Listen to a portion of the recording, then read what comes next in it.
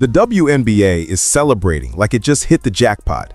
Billions of dollars in new TV money, headlines bragging about record ratings, and politicians suddenly demanding the players get paid more. On the surface, it sounds like women's basketball is finally breaking through. But here's the catch. The numbers don't quite add up.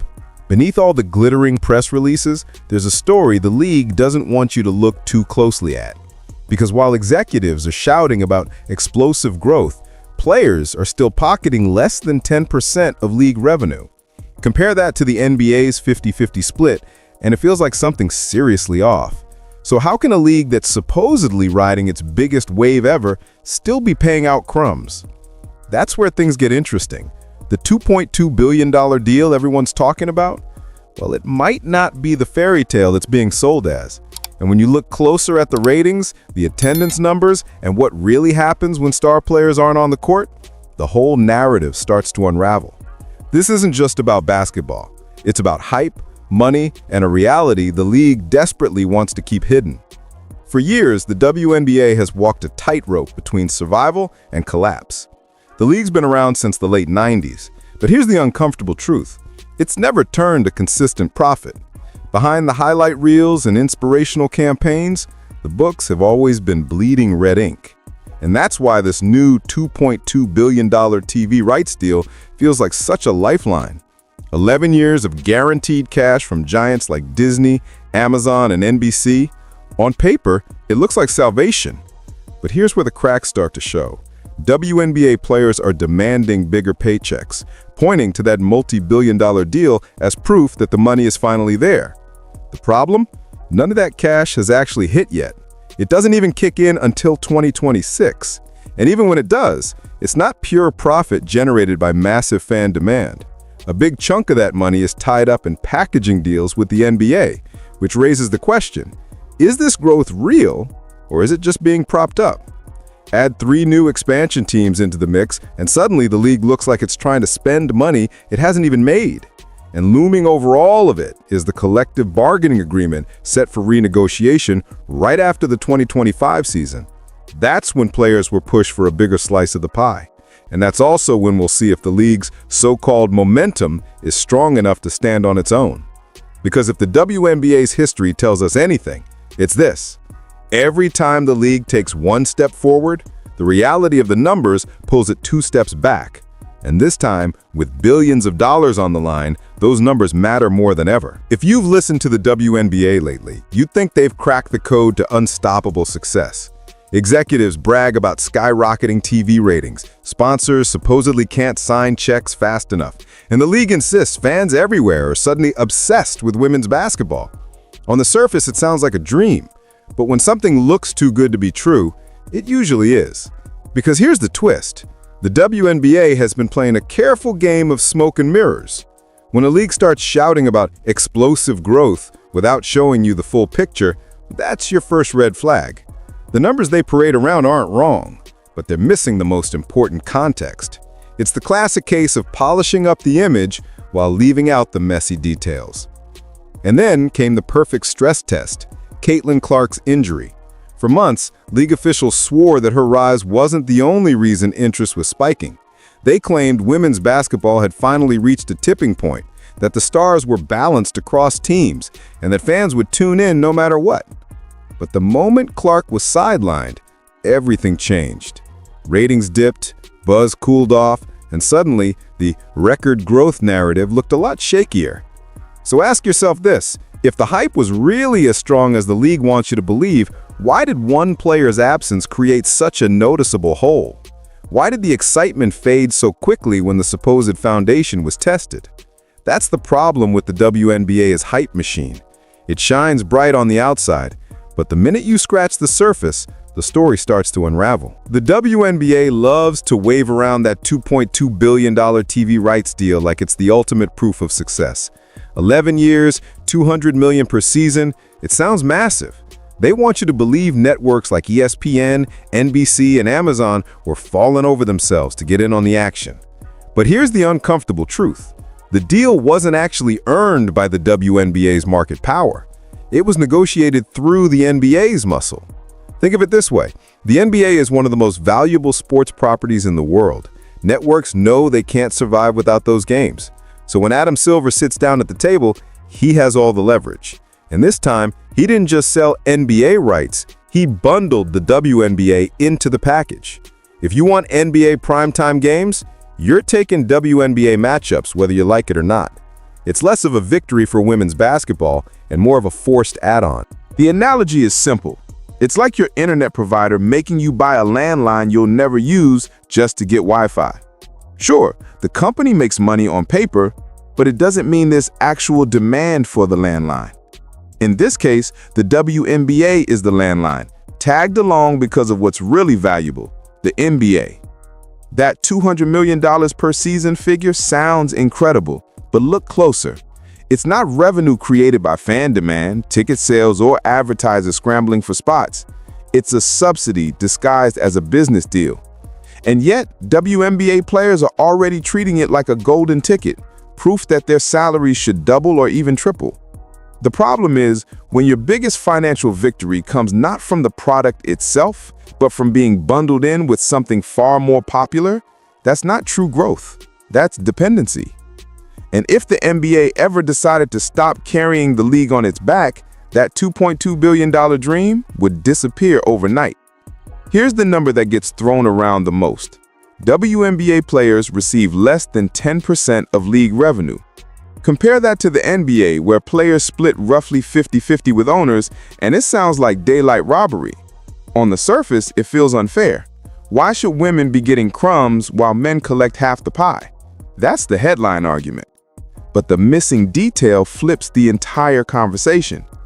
The WNBA doesn't actually generate profits. Not now, not last year, not ever. Every single season, the league runs at a loss, and it's the NBA that covers the gap. So when players demand half the revenue, they're essentially asking for 50% of a negative number. And no matter how you spin it, you can't cash a paycheck for money that doesn't exist. That hasn't stopped the political machine from jumping in. The Democratic Women's Caucus recently sent letters pressuring the league to deliver a fair collective bargaining agreement, framing WNBA players like they're trapped in some kind of economic oppression. But this isn't coal miners being underpaid in dangerous conditions. These are professional athletes playing in a league that survives almost entirely on NBA subsidies. The optics, of course, are powerful. Equal pay makes for catchy headlines, and no politician wants to look like they're against it. But the reality is less glamorous. Without NBA backing, the WNBA wouldn't survive a single month on its own numbers. And until that changes, the argument for a bigger revenue split isn't about fairness, it's about fantasy. When the WNBA shouts about record ratings, the headline number they love to brag about is an average of 969,000 viewers across ABC, ESPN, CBS, and ION. At first glance, that sounds like a big win, the most watched season since 1998. But here's the problem. Averages don't tell the full story, and once you peel back the layers, the picture looks very different. The truth is, almost all of that growth comes down to one name, Caitlin Clark. When she's on the court, numbers skyrocket. For example, her Indiana team pulled nearly 1.8 million viewers for one CBS game alone. But when she wasn't playing, those same Indiana games dipped to under 1 million. And the rest of the league without her, barely 500,000 viewers. That's not league-wide growth. That's one player dragging the numbers up by herself. And the pattern repeats everywhere. On ABC, Clark's games consistently pulled 2 million viewers, while other matchups struggled to clear 1. On ESPN, she averaged over 1 million, while the rest of the league scraped by with about 600,000. The gap is undeniable. Fans aren't tuning in for the WNBA brand, they're tuning in for Caitlin Clark. Even more suspicious, not all ratings are even reported. 4 games broadcast on ESPN and ABC mysteriously had no numbers released. Did Disney misplace the files? Or did those games flop so badly that publishing the truth would have destroyed the narrative of growth? It wouldn't be the first time a network buried disappointing ratings. And if those games had been massive hits, does anyone really think ESPN would have stayed quiet? Of course not. They'd be shouting it from the rooftops. So while the league parades around record viewership, The actual truth is hiding in plain sight.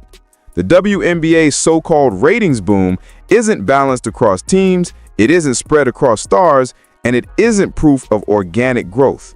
It's one player holding the spotlight while the rest of the league lingers in the shadows. The WNBA doesn't just brag about TV ratings, it leans hard on attendance numbers too. League officials proudly announced that 7 teams averaged over 10,000 fans a game this season, spinning it as proof that women's basketball is finally breaking through. On the surface, that sounds impressive, but once again, the context tells a different story. Take the Minnesota Lynx, one of the league's strongest franchises. On paper, they average close to 10,000 fans per game, but their arena seats nearly twice that. So while the WNBA celebrates it as a success, the reality is the building was half empty most nights. And that's not an outlier, it's a trend across the league. Even so-called sellouts don't always mean what they sound like. Many of those tickets are discounted heavily or even given away just to pad the numbers and make crowds look bigger on TV. This is the problem with the WNBA's spin machine. Instead of being honest about inconsistent attendance and working on building a loyal base, they cherry-pick numbers and wrap them in shiny packaging. It's the same playbook they use for ratings. Take a few bright spots, ignore the weak spots, and hope nobody looks too closely. Caitlin Clark's injury once again exposed the fragility of this narrative. Without her on the floor, attendance in several markets dipped noticeably. Fans weren't showing up for the league as a whole, they were showing up for her. And when she wasn't there, those record crowds suddenly thinned out. The truth is, filling small arenas with discounted tickets isn't the same as sustainable growth. If this were any other business, it would be called underperformance. But in the WNBA, mediocrity is constantly spun as victory. And as long as the league keeps playing this game, the gap between hype and reality is only going to get wider. If there's one thing the WNBA has mastered, it's the art of turning scraps into a feast. The league takes the smallest sparks of progress, wraps them in shiny headlines, and parades them around as if women's basketball is on the verge of world domination. But when you actually stop to examine the numbers, that explosive growth narrative falls apart fast. Let's start with their favorite comparison. This was the most watched season since 1998. Sounds huge, right? Except back in 1998, the TV landscape was completely different. Streaming didn't exist, social media didn't exist, and viewers didn't have 1,000 options fighting for attention. Saying you beat an audience record from 25 years ago is like bragging you broke your high score in a video game you haven't touched since middle school. Cool trivia maybe, but not exactly proof of dominance. Then there's that magic number, 969,000 average viewers. The league hypes it up like it's NBA Finals territory. But for context, that's about the same as an average episode of a mid-tier reality show. Think reruns of Shark Tank or an off-night episode of 90 Day Fiancé. That's the actual scale we're talking about. The WNBA isn't competing with the NBA, NFL, or MLB. It's competing with cable filler shows and barely edging them out. And we can't ignore the missing data. Remember those 4 games aired on ESPN and ABC that mysteriously had no ratings reported? Funny how that only happens when the numbers would ruin the narrative. If those games had crushed expectations, the league would have blasted the results across every press release and tweet they could find. The silence speaks volumes. Those matchups tanked, and instead of owning it, the numbers were quietly swept under the rug. This is the core issue with the WNBA's growth story. It's not transparent, it's not balanced, and it's certainly not sustainable. It's smoke, mirrors, and carefully chosen stats designed to fool casual fans into believing something much bigger is happening. But dig just a little deeper, and you'll see it for what it really is, a hype bubble that's one sharp pin away from popping. Here's the uncomfortable truth the WNBA doesn't want to admit. Caitlin Clark isn't just a rising star, she's the league's entire lifeline. Every time she steps on the court, viewership spikes, arenas suddenly look fuller, and headlines roll in. But when she's not playing, the excitement drops off a cliff. That's not league-wide growth, that's one player propping up an entire operation. The numbers tell the story better than anything else. On CBS, Clark's games average nearly 1.8 million viewers. Without her, the rest of the league averaged just 83,000. On ESPN, she pulled in 1.4 million, while other matchups struggled to clear 600,000. On ABC, her games crossed the 2 million mark, while everything else barely scraped past 1. No matter how you slice it, the pattern is the same. Caitlin Clark equals attention. Without her, the spotlight dims fast. And yet, instead of embracing that reality, the league acts like she's just another name on the roster. They push other stars, Wilson, Stewart, Bonner, and Thomas, hoping casual fans will buy in, but the data proves otherwise. To the average viewer, those names don't move the needle. Clark does. Pretending otherwise is like saying Michael Jordan was just another player on the Bulls. It's absurd. What makes this even more bizarre is how the league seems almost hesitant to fully center her. They want to prove the WNBA is bigger than one player, but the truth is, it's not. Not yet. And by downplaying Clark's importance, they're biting the hand that feeds them. Every spike in ratings, every attendance bump, every sponsor suddenly showing interest, it all traces back to her. She isn't the piece of the puzzle, she is the puzzle. And the moment she's sidelined, the entire picture falls apart. That's not sustainable growth, that's dependency. And until the WNBA admits that, every record they brag about will always come with an asterisk. Riding the wave of one superstar might look good for a season, but what happens when the wave crashes? That's the problem staring the WNBA in the face. Right now, the entire league is leaning on Caitlin Clark to carry ratings, attendance, and even sponsorship momentum. But that's not a business model. That's gambling on lightning striking twice. Sports leagues are supposed to outlast individual stars. The NFL doesn't panic if one quarterback goes down.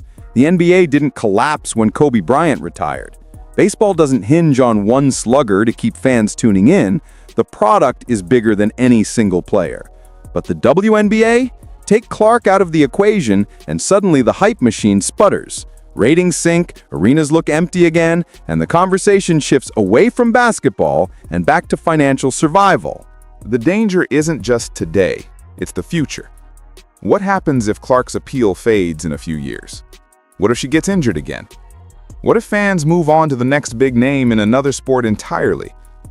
If the entire house is built on one foundation, one crack can bring the whole thing down. It's not growth, it's dependency dressed up as success. You can already see the cracks forming. Attendance outside Indiana is wildly inconsistent. Teams brag about sellouts, but many of those sellouts are in 10,000-seat arenas, tiny compared to NBA stadiums, and often padded with discounted or even free tickets. On the TV side, networks are paying for bundled rights, not organic demand. If they ever decide Clark alone isn't enough to justify prime time slots, the billions dry up overnight. This is why the league's future feels less like a solid foundation and more like a circus tent held up by one pole. As long as that pole is strong, the tent stands. But remove it or even shake it a little, and the whole thing comes crashing down. The moment that $2.2 billion TV deal was announced, WNBA players treated it like payday had finally arrived. Bigger contracts, private charter flights, perks that mirror the NBA. Suddenly, it was all on the table. On the surface, you can't blame them. If the league is supposedly swimming in cash, why shouldn't the athletes see their share? But here's the catch. That money isn't coming from real market demand. It's coming from forced bundling and NBA muscle. Think about it. If the WNBA were truly worth $200 million a year in broadcast rights, why didn't networks line up with those offers years ago? Why did it take Adam Silver twisting arms to make it happen? The answer is simple. The demand wasn't there. Fans weren't begging for more WNBA games. ESPN wasn't scrambling to fill primetime slots with women's basketball. The deal exists because it was packaged, not because it was earned. And that's where the math falls apart. Players see NBA athletes splitting revenue 50-50 and assume they deserve the same. But here's the difference. The NBA generates billions in profit. The WNBA doesn't generate profit at all.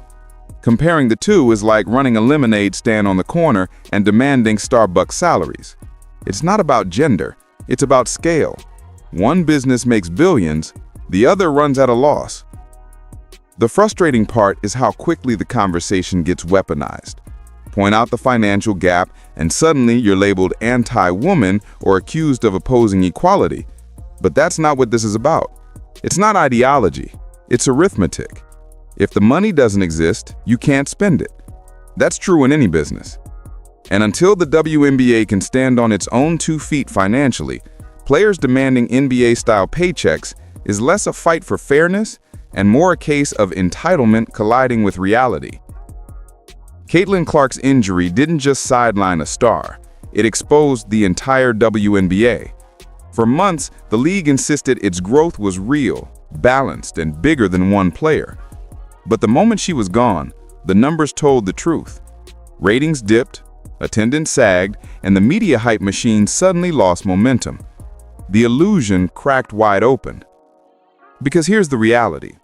Strong leagues are built to withstand the loss of any single star. The NFL doesn't crumble if Patrick Mahomes misses a game. The NBA didn't collapse when LeBron sat out. Baseball, hockey, soccer, every major league stands on a foundation bigger than one name. The WNBA doesn't. Take away Clark, and the tent pole holding everything up starts to wobble. And that's the part the league can't spin. All the talk of record-breaking viewership, historic attendance, and billion-dollar deals, it only works as long as one player keeps carrying the weight. That's not organic growth, that's dependency disguised as progress. The hype isn't built on the league, it's built on her. The WNBA wants fans, sponsors, and politicians to believe women's basketball is finally exploding. But when you strip away the press releases and cherry-pick numbers, the truth is simple. The league is still dependent, still subsidized, and still desperate for validation. Until it can stand without leaning on one player or the NBA's financial lifeline, the gap between the story they tell and the reality they live will only get wider. And that's the final piece of this puzzle. The WNBA isn't hiding record-breaking success, it's hiding just how fragile it really is.